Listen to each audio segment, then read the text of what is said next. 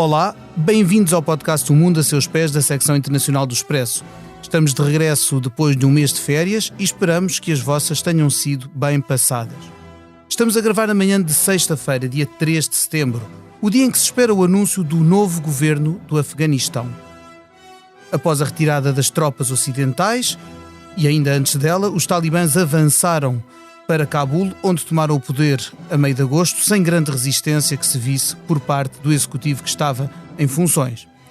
Para perceber se a nova era talibã vai ser muito parecida ou algo diferente daquela que vigorou durante o século XX, no final, e para saber também que sorte espera o sofrido povo afegão e como podemos ajudá-lo, além de tentar fazer uma leitura geopolítica de tudo o que está a acontecer naquele ponto do globo, são nossos convidados o Daniel Pinel, perito em Relações Internacionais na Universidade de Amsterdão. Olá, Daniel. Olá, bom dia.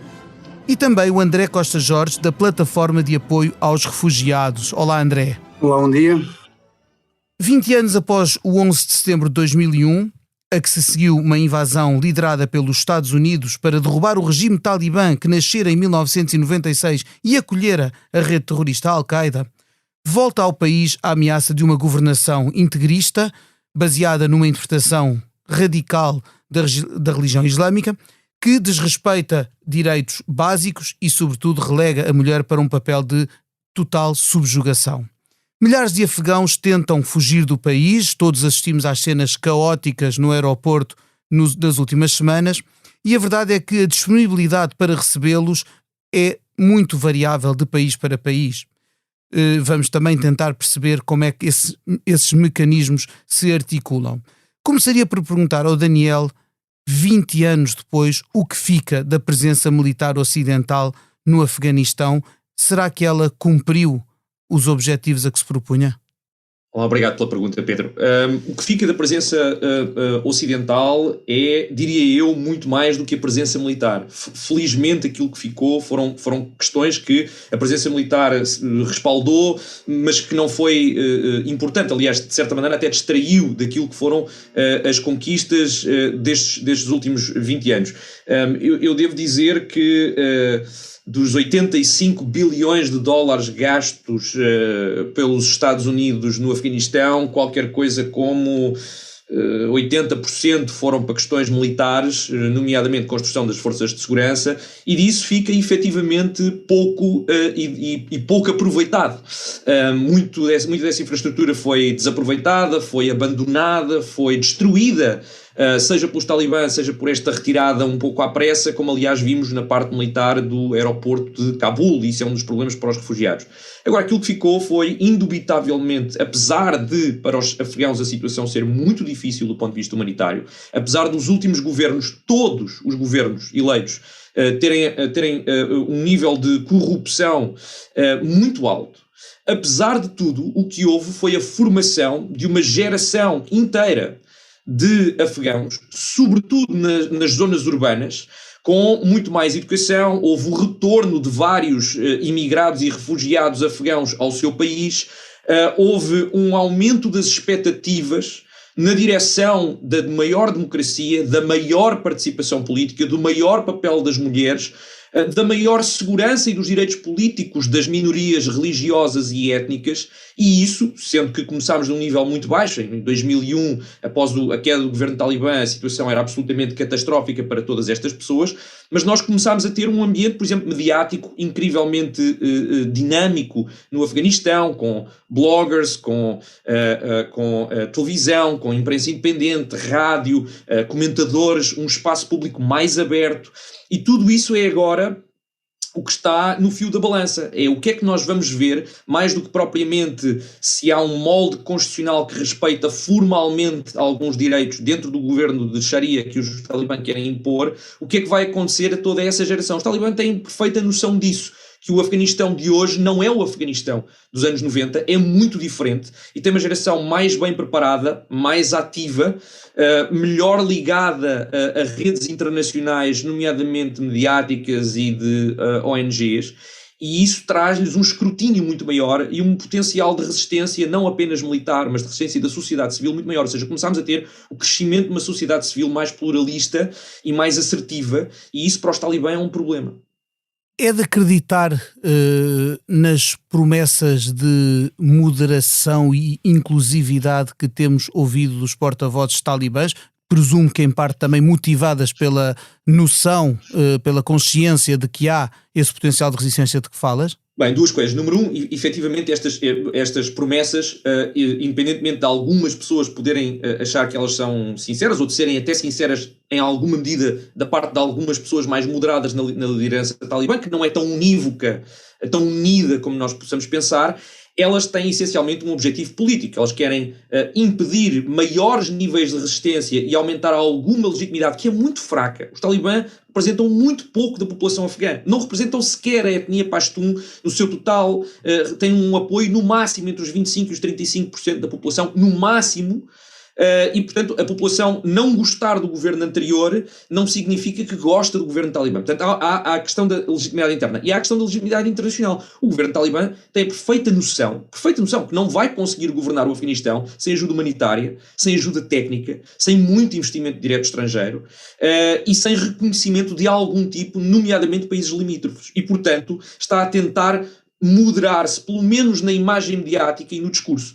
Se isto é verdade ou não, vamos imaginar por um momento que seja efetivamente verdade e que vai efetivamente ficar moderado. Essa moderação é uma moderação dentro de um quadro radical.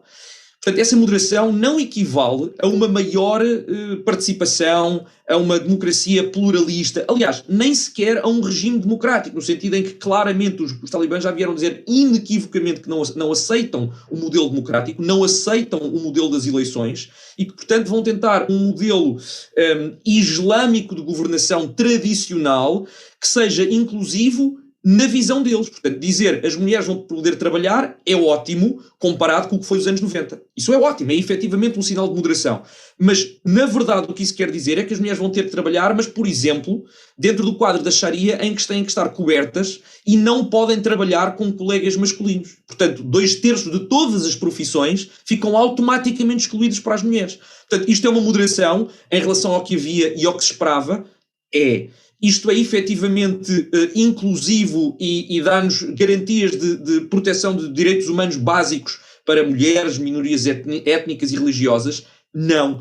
E em cima disso, só para terminar, nós temos que perceber que o que os talibãs vão fazer no quadro urbano de uma cidade como Cabul, com muitos mídias, com ainda presença estrangeira, com ONGs, com uma sociedade civil, e o que vão fazer no contexto rural, onde vive a maioria da população afegã, são duas coisas muito diferentes. E que, mesmo apesar destas promessas e da necessidade de as fazerem, de que as pessoas creiam neles, neste momento já há ações violentas e ameaças de morte dos talibã a várias pessoas que foram dissidentes no seu regime anterior e ainda estão vivas, ou que colaboraram com a ocupação ocidental nos últimos 20 anos. Essas ameaças continuam. Eu conheço várias pessoas que estão a ser ameaçadas de morte, que têm que estar escondidas, que estão em listas. Eles andam com aparelhos biométricos que apanharam do Exército Nacional Afegão e que os Estados Unidos deixaram de casa em casa à procura de pessoas. Portanto, há efetivamente listas e há efetivamente represálias. Portanto, estas promessas de moderação têm que ser entendidas num contexto muito limitado. Aproveito para passar a bola ao André. É evidente que o quadro que o Daniel nos traça com certeza incentivará muitas pessoas a querer sair do país. Nós assistimos nas últimas semanas a um esforço por parte dos países que estiveram a ocupar o Afeganistão de tentar trazer muitos afegãos que tinham precisamente colaborado com os governos dos últimos 20 anos e que como tal são alvos a abater para o novo regime talibã, mas além disso é evidente que muitas outras pessoas quererão fugir só perante a perspectiva deste novo regime. Pergunto ao André, o que é que se espera, o que é que um país como Portugal e de forma mais alargada a Europa podem esperar nos próximos tempos em termos de fluxos de migração e refugiados e requerentes de asilo vindos do Afeganistão? Bom dia, então, em primeiro lugar, cumprimentar também, além do João, que já cumprimentei, o Daniel, que tenho a sorte também de poder conhecer aqui, porque tenho acompanhado o Daniel noutras intervenções também, acompanhado com muito interesse, aliás. E, portanto, muito obrigado também pelo contributo que tem dado. Em relação à pergunta que fez, num sentido mais amplo, diria que a grande questão neste momento é retirados que estão, aqueles que conseguiram ser retirados do caos do aeroporto, e nós em Portugal já recebemos alguns e porventura iremos receber mais algumas destas famílias.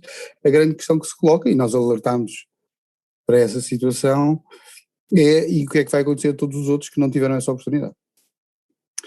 E o que é que vai acontecer, num sentido mais lato, no âmbito da governação dos atuais donos do Afeganistão, o que é que vai acontecer no médio e no longo prazo, isto é, como é que o regime vai impor a sua ordem, como é que vai,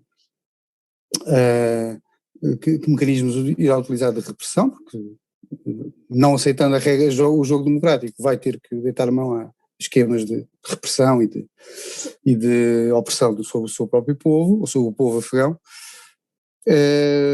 e o que é que farão essas pessoas, que mecanismos é que estas pessoas encontrarão de sair, de poder conseguir sair do Afeganistão e para onde irão. Nós também temos vindo a receber contactos e aliás fizemos chegar ao governo português uma lista de pessoas que nos contactaram, no sentido, quer o Ministério dos Negócios Estrangeiros, quer o Ministério da Defesa, enfim, estarem alertas e poderem acionar as embaixadas portuguesas ou aquelas que representam Portugal no âmbito europeu. Felizmente Portugal tem uma embaixada em Islamabad e, portanto, há aqui uma proximidade com o Afeganistão que poderá salvar, esperemos nós, algumas vidas. Mas, no fundo, as pessoas, o que se coloca às pessoas é conseguirão ou não sair e em que esquemas, são sempre esquemas de fuga, e depois tudo aquilo que irá acontecer no processo de saída. Nós temos como referência, e fizemos como referência comparativa, aquilo que aconteceu com o conflito sírio. O conflito sírio e a tomada do poder pelos talibãs não são iguais. No entanto, há algumas dimensões que se aproximam, nomeadamente do desespero das pessoas, a tentativa de sair de qualquer maneira, e o recurso a esquemas de passadores para conseguir sair, e isso torna o processo difícil, caro, e cria muitas vítimas. Já vimos na questão, quando foi o conflito sírio, a forma como a Europa e a União Europeia lidou com o processo. No caso afegão, nós temos vindo a alertar justamente para que não se caia neste mesmo erro. Portanto, a necessidade de haver corredores humanitários, isto é, vias legais e seguras, e a necessidade de haver um programa de acolhimento para as pessoas refugiadas que venham provenientes do Afeganistão, que seja implementado o quanto antes, preparado o quanto antes, para que não haja o que aconteceu no passado recente, um delay muito grande entre aquilo que estava a acontecer e o desespero das pessoas que arriscavam tudo para chegar, para sair, para numa primeira fase sair da Síria, depois eu estive no Líbano e era no Vale do Beca e era impressionante o desespero das pessoas, a pobreza extrema em que as pessoas viviam. Não havia campos de refugiados, havia alguns pequenos ajuntamentos de pessoas, mas a maior parte das pessoas eram chamados os urban refugees, as pessoas estavam em zonas urbanas, mas enfim, em condições muito, muito, muito precárias, sobretudo as crianças. E depois algumas destas pessoas, os mais capacitados, conseguiram passar para a Turquia, e ainda os mais capacitados e corajosos tentaram fazer a travessia para a Grécia. E depois o que aconteceu? A União Europeia resolveu entrar em pânico, em modo de pânico, fecharam-se as fronteiras e as pessoas, ainda hoje, há campos de refugiados, ainda hoje há pessoas que desde 2015, 16, 17, por aí fora, estão bloqueados na Grécia e não há forma de recolocar estas pessoas. o processo de colocação tem sido muito lento, a Europa dividiu-se, como se sabe, o grupo de Visegrado por um lado e depois os países mais ou menos moderados, e Portugal, a posição portuguesa felizmente tem sido positiva. Portanto, aquilo que nós esperamos da Europa e que Portugal faça é isto, que defenda a existência de vias legais e seguras, que acione os seus meios diplomáticos para a proteção sem entraves ou com menos entraves possível, sobretudo para os menores e famílias, e em particular as mulheres e as raparigas, quer dizer, este grupo é particularmente visado pela ideologia dos talibãs e preocupa-nos muito a situação. Eu vou dizer aqui uma parte do enquadramento. Eu ontem, como sabem, os refugiados afegãos que chegaram a Portugal estão acolhidos em estruturas que o governo tem mantido reserva de divulgação. O Serviço de Refugiados, do qual eu sou diretor, está a trabalhar com as autoridades portuguesas no acompanhamento dessas pessoas. Eu ontem tive também a oportunidade de poder visitar os espaços e falar com algumas destas famílias. Eles estão muitíssimo preocupados, como disse aqui Daniel Pinel, muitíssimo preocupados com as suas famílias que ficaram lá, muitíssimo preocupados.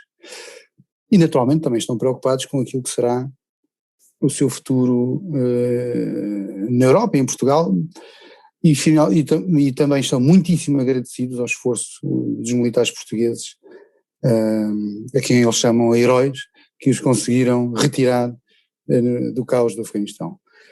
Mas esta preocupação que eles têm com as pessoas, seus familiares que lá estão, e que estão, muitos deles, sem conseguir sair à rua para comprar comida,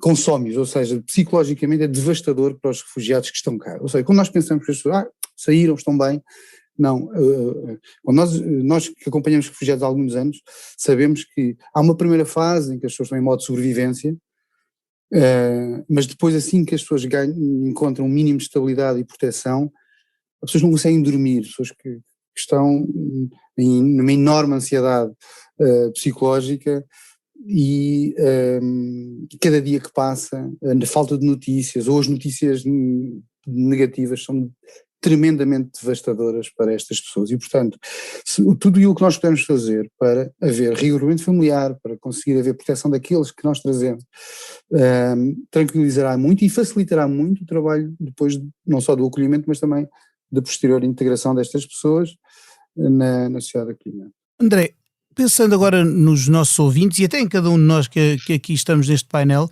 o que é que o cidadão comum pode, se é que pode, fazer para ajudar estas pessoas? E quando digo estas pessoas, refiro-me obviamente não só aos refugiados afegãos, como a outros de muitas outras nacionalidades que buscam porto seguro no nosso país. As pessoas podem contactar quer a plataforma de apoio aos refugiados, basta no nosso site, e nós temos ali um contacto, uma forma rápida das pessoas se inscreverem, quer como voluntários, quer como doadores de bens, e estas pessoas que chegaram com a roupa do corpo. Eu ontem, em conversa com alguns deles, eu dizia-lhes, pois eu sei que vocês estão ao nível zero, estão a começar do zero, coisa neste sentido. Enfim, criando aqui alguma empatia, dizia-lhes, eu próprio também fui refugiado, eu vim da África com os meus pais, nós andámos também em hotéis, fomos recolocados e reinstalados. Isso é uma das razões porque tenho este trabalho, sentir-me identificado com estas pessoas, e olhava para as crianças que eles traziam, e eu também tinha esta idade, neste sentido, tudo vai passar, as coisas vão melhorar. E eles diziam, não, nós estamos abaixo de zero. Portanto, as pessoas têm necessidade de tudo. Naturalmente temos que fazer as coisas com alguma ordem, as pessoas, os voluntários que queiram ajudar, quer com a presença, quer através de bens materiais, de quem falta tudo, e depois há aquele tipo de voluntariado especialista, isso é, dentistas, médicos, outros que possam ajudar e que queiram ter essa disponibilidade também. Nós estamos a fazer uma campanha para o acolhimento, isto é, para a dimensão da habitação, da dimensão de emergência, da dimensão acompanhada. Estamos em diálogo com o Alto Comissariado para as Migrações, o ACM, que é a entidade do lado do Governo e do Estado português, estão a coordenar o processo de acolhimento. Do lado da sociedade civil, isto é a plataforma de apoio aos refugiados, que é coordenada pelo Serviço de Aos Refugiados, é, digamos, uma resposta que surgiu em 2015, no âmbito da crise de refugiados da Síria, e que procura dar respostas de acolhimento de emergência, e temos um programa já há muitos anos, desde essa parte, no fundo, chamamos Par Famílias, é um programa que prevê que uma instituição, ou em torno de uma instituição, exista uma comunidade de hospitalidade. Porque é uma instituição? Porque, enfim, há haver uma entidade de referência na relação também com o Estado, mas sempre que existam aqui responsabilidades delegadas pelo lado do Estado, tem que haver uma instituição também reconhecida, um IPSS, uma associação que possa ter aqui um reconhecimento também jurídico e uma responsabilidade social, mas que mobilize os recursos locais para o acolhimento. E este acolhimento é um acolhimento que passa pelas dimensões básicas, isto é, haver habitação, acompanhamento social e psicológico de preferência, nós também damos essa formação, acompanhamento enfim, no ensino do português, língua não materna, enfim, tudo aquilo que sejam as ferramentas para o progressivo enquadramento das pessoas, que depois visem a autonomização das pessoas. Isto é, depois de uma etapa de acolhimento de emergência, que normalmente se situa num ano e meio, 18 meses, as pessoas deverão ficar autónomas ou tendencialmente autónomas. Portanto, preparar as pessoas quer para a empregabilidade. Ontem mesmo, algumas dessas pessoas, isso foi bom, algumas dessas pessoas sentiam essa vontade perguntavam, nós gostávamos de trabalhar, isto é, queriam estar ativos, até porque gostavam de enviar, se possível, dinheiro para a família, enfim, sentiam essa necessidade. E, portanto, preparar as pessoas para a empregabilidade, para o mercado de trabalho português, o ensino da língua é fundamental, e também as questões ligadas à habitação, isto é, o que nós procuramos neste momento é que todas as pessoas que queiram juntar-se a estas comunidades de hospitalidade espalhadas no país, que queiram oferecer quer bens materiais, como a sua presença e aquilo que possam contribuir para o bem-estar destas pessoas, basta contactar quer o Serviço de Refugiados, quer a plataforma de apoio aos refugiados e inscreverem-se. Certíssimo. Antes de chegarem à Europa, Daniel, estas pessoas que queiram fugir e que consigam fugir do Afeganistão vão com certeza passar por uma série de outros países ali da vizinhança. Eu pergunto agora, não a respeito destes fluxos, mas a respeito do futuro do Afeganistão. Tem-se falado muito de muitos balanços, do que é que os Estados Unidos fizeram ou não, de quais são as responsabilidades da NATO e das nações europeias que colaboraram em toda esta operação, mas parece-me que tão ou mais importante, até porque esses estão em retirada, tão ou mais importante vai ser no futuro o papel de países como o Irão, o Paquistão, a China, a Índia ou a Rússia, por exemplo, ou a Turquia, evidentemente. Pergunto-te, como é que vai ser o novo puzzle, digamos assim, regional, com uma presença ocidental muitíssimo menor e interesses por vezes conflituantes entre estas várias nações e também entre vários grupos. É bom ver, como dizias, os talibãs não representam de longe todo o país e há ali uma série de grupos, fações, etnias, movimentos, alguns armados inclusive, que prometem um puzzle bastante explosivo. Pedia-te que nos traçasse um pouco o que é esse cenário. Eu, se tiver 2 minutos só para dizer claro, uma coisa em relação àquilo que o André estava a dizer, é que eu acho que há um problema muito grande em relação aos refugiados afegãos. A crise dos anos 90 criou um enorme número de refugiados, sobretudo no Irão e no Paquistão. Durante toda a guerra civil que se tem vindo, portanto, a ocupação não foi uma ocupação, nós não estávamos em fase de pós-conflito no Afeganistão, isso era meramente um nome técnico, mas na verdade não era pós-conflito coisa nenhuma, mas continuou a haver um conflito, ele agravou-se muitíssimo a partir de 2010, e para nós termos uma noção, os refugiados afegãos foram sempre o segundo maior número de refugiados em 2013, 14, 15, 16, 17, 18, 19, a seguir aos refugiados sírios. Qual é a grande diferença? É que eles podiam sair do país.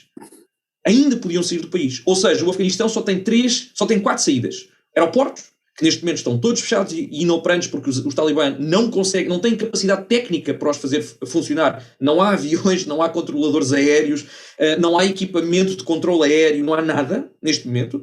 2, as fronteiras a leste com o Irão, a sul com o Paquistão e a norte com o Uzbequistão e o Tajiquistão.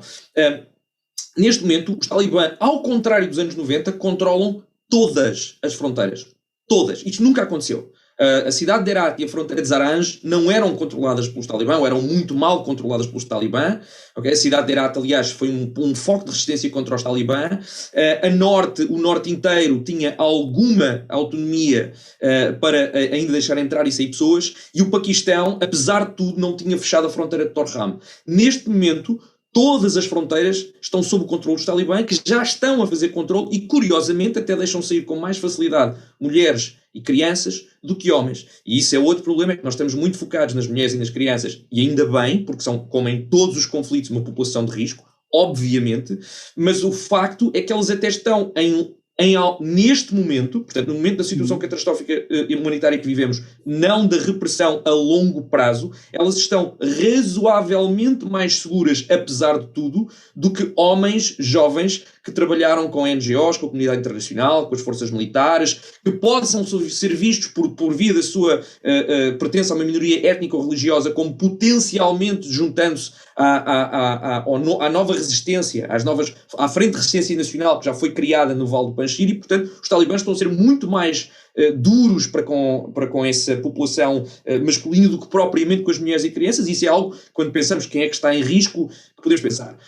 Em relação à situação, pois isso é uma questão interessantíssima, que é, nós neste momento estamos com uma escolha quase impossível, que é, nós não queremos, obviamente, legitimar um governo que não tem nenhum respaldo constitucional ou democrático e tomou o poder pela força. E vamos ver quais são os anúncios que fazem do governo, mas não me parece que este governo seja de todo inclusivo ou moderado, como nós podemos ter expectativas. Pela lista que já está a circular de nomes, não me parece que vai ser o caso. Vai ser uma desilusão para muitas pessoas no Afeganistão, nomeadamente na representação de várias comunidades étnicas. Isso é muito importante, apesar de haverem neste momento conversas. Portanto, nós não queremos colaborar com o governo afegão, mas se não colaborarmos de alguma forma com o governo talibã, de alguma forma, se não conseguirmos ter, desde logo, abertura para corredores humanitários e entrada de ajuda humanitária, como é que isso vai ser feito? Porque mesmo que abra o aeroporto de Cabul, certo? Mesmo que ele funcione, quem é que é a companhia comercial que quer voar para o Afeganistão sem segurança? Não é? Sem garantias de segurança dos seus voos. Problema número 1. Problema número 2. Se não o fizermos, os países limítrofes vão se aproveitar disso para tentarem estabelecer os seus interesses. O Paquistão, obviamente, em manter uma ligação fortíssima à antiga liderança talibã e à família Haqqani, que apoia desde 2000, 2002, 2003, com muita força, precisamente para impedir uma presença indiana e os interesses indianos de se instalarem, como aliás já eram muito próximos do governo da Aliança do Norte. Isso é óbvio que vai acontecer. A Turquia, o Qatar em particular, está a ter uma vitória diplomática fundamental, desde que é a sede da negociação ou do escritório político dos talibã como partido político e da negociação com o Ocidente. O Qatar está a ter uma posição muito importante entre as monarquias do Golfo. A Arábia Saudita vai obviamente apoiar os talibã no sentido de menor moderação e da implementação de um modelo mais fechado. A Turquia, a Rússia e a China, ambos já há mais de um ano que estão a fazer várias aberturas aos talibã, e já diplomaticamente, aliás, até no voto que houve no Conselho de Segurança, a posição é muito, não podemos fechar este país, tem que haver investimento, temos que ajudar os afegãos no terreno, e isso significa ter boas relações com quem quer que esteja no terreno. O que é que isto significa? Que o tipo de interesses que se vai instalar, eu não estou apenas a falar do ponto de vista económico ou comercial, embora isso seja importante para todos estes países e para os talibã a pedirem esse tipo de investimento. O que eu estou a falar é do tipo de apoio político. Ele já vai acontecer e ele pode levar o Afeganistão e a sociedade civil afegã e a nascente democracia afegã num sentido muito menos democrático e muito mais problemático, porque nenhum dos países que nós falamos, não é? A Rússia, a China, a Turquia, o Qatar, a Arábia Saudita e o Paquistão, nenhum deles é uma democracia funcional. Nenhum. Há uns com maior abertura, menor abertura, há mais radical, menos radical, há mais eleições, menos eleições. Nenhum deles é um modelo democrático que pense, por exemplo, na inclusão de vozes minoritárias, que pense na comunidade LGBTQI, que pense, por exemplo, nos direitos das mulheres de uma forma progressiva. Nenhum destes países. E, portanto, isso é problemático. E, portanto, nós estamos apanhados do ponto de vista geopolítico de abrimos um vácuo de poder a nível nacional. Isso é outra questão. É que ao deixarmos cair o governo afegão, caíram também as forças de segurança afegãs. Isso significa que um dos dois principais inimigos do Daesh na região, um é os Talibã, o outro era o governo afegão. O terceiro era os Estados Unidos. Até agora só os Talibã é que estão no poder, estão muito mais ocupados a consolidar o seu poder com um número muito limitado de efetivos para controlarem todas as cidades do que a lutarem contra o Daesh. Por isso é que nós estamos a ver um recrudescimento do Daesh. Aliás, nós vamos ver um recrudescimento ainda maior do Daesh e possivelmente de outros grupos jihadistas da região, o movimento islamista do Uzbequistão, o movimento do Turquestão chinês, o Tehrik-i-Taliban paquistanês, o Jang-e-Laksha, vários que estão no Paquistão vão recrudescer precisamente porque quando virem o governo afegão a entrarem numa posição ligeiramente mais moderada do ponto de vista doméstico e internacional, para ter legitimidade, vai haver deserções e radicalização, sobretudo dos comandantes médios para baixo. Coisa que já começámos a ver, por isso é que já vimos estes ataques do Daesh. Portanto, isto é muito preocupante no sentido de abrirmos, ou seja, mesmo que os Talibã digam não vamos permitir que haja ataques para outros países a partir daqui, a sua capacidade de fazer com que isso aconteça vai ser menor e a capacidade de grupos jihadistas de se radicalizarem contra o governo talibã, além de posições ocidentais, vai ser maior, já para não falar da posição que há em relação à Al-Qaeda, não é? O governo talibã neste momento já tem pessoas que eram parte da liderança da Al-Qaeda já no Afeganistão, voltaram a entrar no Afeganistão, possivelmente farão parte do novo governo, etc, etc. Portanto, temos uma situação muito preocupante. E é com esta nota de inquietação que estamos prestes a atingir o tempo limite do nosso programa. De qualquer maneira, não vamos encerrar sem endereçar a cada um dos nossos convidados aquela pergunta que fazemos a todos os que passam aqui pelo Mundo a Seus Pés. E por isso eu começo por perguntar ao André Costa Jorge se neste momento pudesse viajar para qualquer parte do mundo sem restrições nenhumas, sem sequer pandemia, para onde é que iria e porquê? Eu iria para Moçambique, porque é onde eu vou querer ir nos próximos tempos, porque temos uma campanha também de apoio, enfim, com esta crise do Afeganistão, esquecemos da realidade no norte de Moçambique, de alguma forma, mediaticamente falando. Queria ir para Moçambique porque vim de Moçambique, também como retornado, ou sempre uma espécie de refugiado, e queria ir ajudar o povo moçambicano, os deslocados do norte de Moçambique, é isso que quero fazer também, e espero ir nos próximos tempos, ainda não sei bem quando, mas em breve, para ajudar o Serviço de Refugiados Internacional a criar uma estrutura de apoio aos deslocados internos. Qual seria o destino do Daniel? A propósito seria o Afeganistão, quer dizer, o Paquistão e depois o Paquistão onde eu vivi durante vários anos e onde não volto desde 2015 ou 2016, se não me engano, e o Afeganistão desde 2015 que não volto e não sei se poderei voltar tão cedo. É um país incrivelmente belo, onde eu tenho muitos amigos, do qual tenho muitas saudades e com o qual me preocupo muito e onde tenho amigos que neste momento estão numa posição extraordinariamente difícil, até do ponto de vista de víveres básicos, de dinheiro, de apoio, de amizade. E os que não conseguiram sair, eu não sei quando os voltarei a ver, e o país eu não sei quando voltarei a poder pisar em Cabul e gostaria muito de voltar. E assim termina este episódio do Mundo a Seus Pés, que teve a edição multimédia do João Luís Amorim, a condução deste vosso criado, Pedro Cordeiro, editor da secção internacional do Expresso, e os comentários enriquecedores do Daniel Pinel e do André Costa Jorge, a quem agradeço. Voltamos daqui a 2 semanas com outro assunto e outro painel. Para a semana estará aqui o África Agora com a Cristina Pérez, também de regresso de férias. Até lá, até sempre. Muito obrigado.